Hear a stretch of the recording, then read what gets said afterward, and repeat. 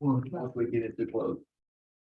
I'd like to call the Nash County Board of Education work session to order. At this time, I entertain a motion to adopt the agenda. So moved. Second. Motion has been properly moved and seconded. First item on the agenda, Ms. Thomas. Yes. Good afternoon.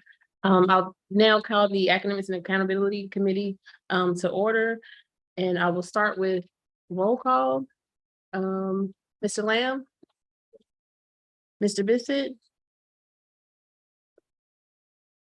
Mr. Gray? Dr. Washington? Here. And I am here. We have 3 out of the 5. That's Right. quorum. Yeah, that's quorum. Quorum, okay, quorum established, so we'll move forward. Actually, we have 1 item for information only and 3 action items. So first up, we have Ms. Robin Griffin. Good evening. Good evening. I've got 2 really quick items for you tonight. The first one is calendar. As you know, we work on our calendars 2 years out. So the 23-24 calendar has already been approved by you guys, but prior to the implementation or posting that calendar for the new year, we reconvene a calendar committee just to look at it and make what we call gentle tweaks. So those are the calendars that were shared with you in your board agendas for this week. The 23-24 traditional calendar, the only tweaks we made there were we added a couple of work days or early release days, excuse me, in order to protect some in-house professional development time. And we moved a couple of already scheduled work days in order to align with the required letters training from DPI. But other than that, there were no changes.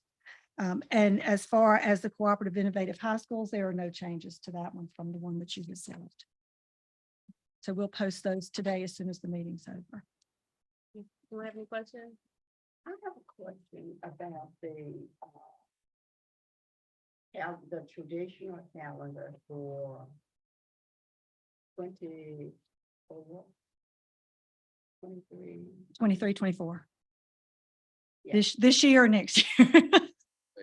Next, Next year. That's this one. Yeah, 23-24. I noticed that there were 78 days in the first semester, but there were 92 days in the second semester. And I know in times past, several lifetimes ago, we had a lot of talk about making sure that the students in each semester had around the same number of days to be presented the information. Mhm. Has that changed, or because that's a big, It is a big difference. difference. So right now, the calendars reflect the high school's desire to test first semester before the Christmas break. With that being said, though, it is time for us to start building the 24-25 and 25-26 calendars. And we did talk with the high school principals about that, maybe about balancing those semesters or looking at maybe even going back to year-long courses. So we've kind of got them thinking along those terms right now. The calendar committee has been reconvened. They reconvened to revisit this, and then we're going to start building this month for the 24-25. So that has been discussed, and looking back at balancing those semesters is one of the things that was on our agenda when we talked to the high school principals. Was it last week? Yeah. Week before last? Weeks ago. Yeah. and this is for information only, right? Yes, ma'am. Yes, ma'am. Okay, I got you. Stop. Yeah, we do the hours calendar. Remember, you can do a days calendar and hours calendar. So we opt for that hours calendars. And when you do that and you try to test before Christmas, it really gives you a short first semester. So that's why we are looking at that now as we move forward. These were kind of already created as I said, like 3 years ago. So as we move forward now, we're looking at them again through a different lens and offering some other opportunities for those principals as for the committee, as they start building that calendar. Yes, ma'am. Any other questions? The superintendent acknowledges that too. I'm not a fan of 78 versus 92. I'll just say that. All right, and so Ms. Griffin, you also have an item, action item is actually summer opportunities. Yes, this one is for approval. So if you'll remember, those of you that were around with me back in the day when there was, and I'm looking to the side, there was retesting after the initial administration testing. Well, the legislature took that away during that push when there was too much testing in them. So the legislature took that opportunity of what we call retesting away. And if you remember that, we would test students on that initial administration, and we would turn right around within days and offer them another opportunity to test that we called retesting. And that was taken away. So the attorneys at DPI looked for another option, and that option is called summer opportunity testing. You can't say the R word. So we call it summer opportunity testing. With that, we have to have a plan that is approved by our board. And then we have to send that to DPI, and it goes to the state board meeting, I believe in March.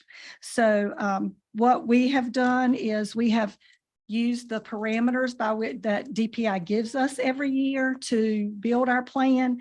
And as you can see in what was shared with you, what we're looking at is doing some remediation during those last weeks of school, bringing students back in to remediate a couple of days before we offer that summer opportunity testing. And high schools will have the 7th and the 8th to do any of their testing. It can be any of the 4 EOC courses. And then we're going to do a makeup day, which is not something we've done in the past for the summer opportunity testing, but we're hoping that that'll give the schools some time to maybe reach out to some of those students they couldn't get in on that first go round. And then for the elementary and middle schools, reading 4 through 8 will be on June 9th, science 5 and 8 will be on June 7th, math 3 through 8, middle school math 1 will be June 8th, and they will also have a makeup day on June 15th. Included in that plan is transportation and feeding for students. They don't recognize the high school. They do recognize the higher score. It's used for proficiency for school performance grades. It is not calculated in growth. So we do not get any growth for it, but we do get it for proficiency. Any other questions? Okay, so at this time, I will entertain a motion to accept the summer opportunity item. So moved. All right, it has been properly moved and seconded.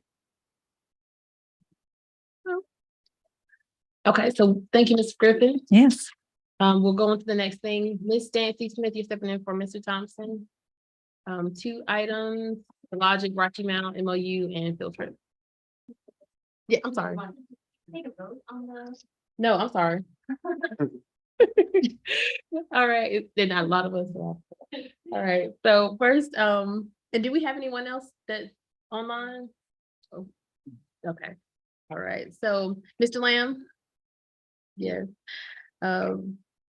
Dr. Washington? Yes. And I'm a yes. Okay.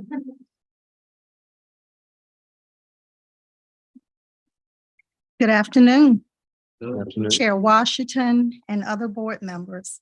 I hope you had an opportunity to read in your packet the MOU with the lodge at Rocky Mount and with Nash County Public Schools. In order for the CTE nursing fundamental students to be eligible for their certified nursing assistant CNA credential, the students must be afforded the opportunity for practical experiences in a medical facility. The MOU in your packet will allow a partnership with the lodge at Rocky Mount Health and Rehabilitation in order to give Rocky Mount High School nursing fundamental students this experience. The superintendent recommends approval for the lodge at Rocky Mount's MOU. Okay, so at this time, I will entertain a motion to accept the MOU at the lodge. Madam Chair, I have reviewed the MOU, for the live at Rocky Now, and I move that we recommend approval of this MOU to the whole board. Second. Okay. So it's been properly moved and seconded. Take a vote. Mr. Lamb? Oh, I'm sorry. Yes.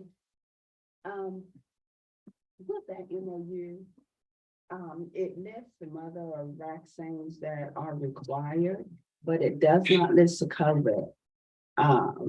We will not be, our students won't be required to have a COVID vaccine to do that.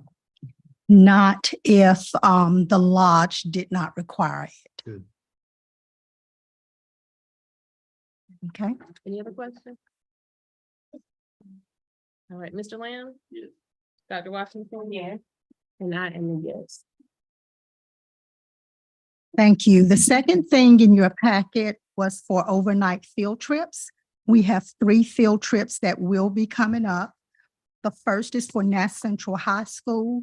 The second is for Southern Nash Middle School, and the third is for Southern Nash High Schools. As you all know, that these are out of state as well as overnight field trips, which would require board approval. The superintendent recommends these 3 field trips for your approval. All right, do I have a motion to approve the field trip? I move that we, recommend approval of the field trips to the entire board, to the full board, excuse me. All right, it has been moved and seconded. I'll take a vote. Mr. Lamb? Dr. Washington? Yes. And I am a yes. Thank you. Thank you. That's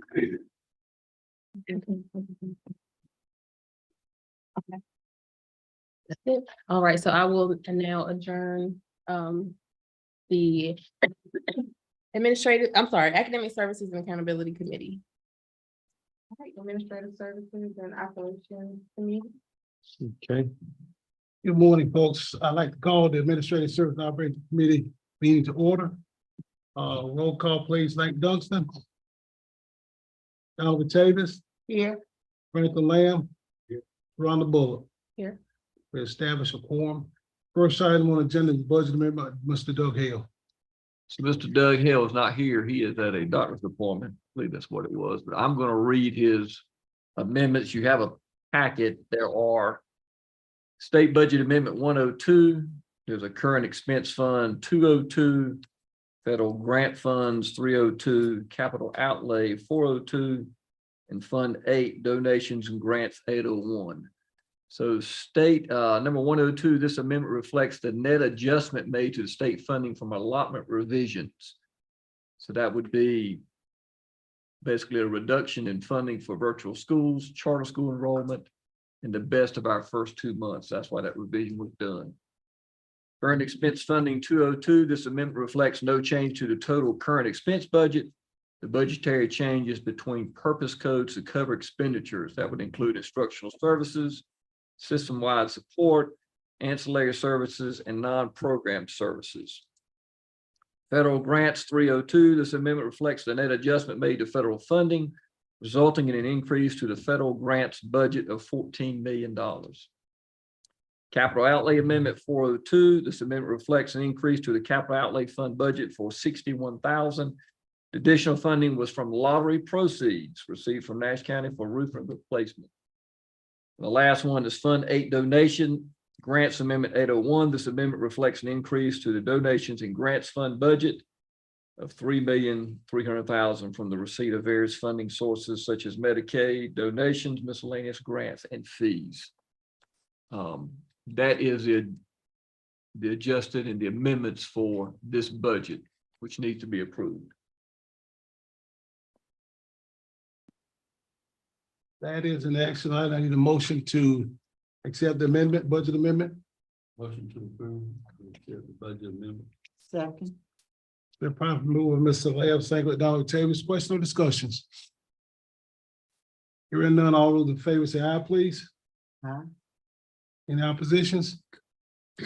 So carried. Next item on the agenda is for information only. Item 4.2, Dr. Hill, you talked So about that. I think it was a few months ago, we had the issue with the 1 million invoice, double check is what I call it. Doug has finished the resolution, everything has been cleared, so I told him to put something in the packet. And what he's put in here says 1.1 million duplicate payment vendor refund issue from 21-22 pertaining to the technology equipment refresh invoice has been settled. The 1.1 million was sent to DPI and placed in our state bank account. The deposit was confirmed and invoices were processed and the check remitted to the vendor. So that is all complete now. We did not lose any money. Excellent.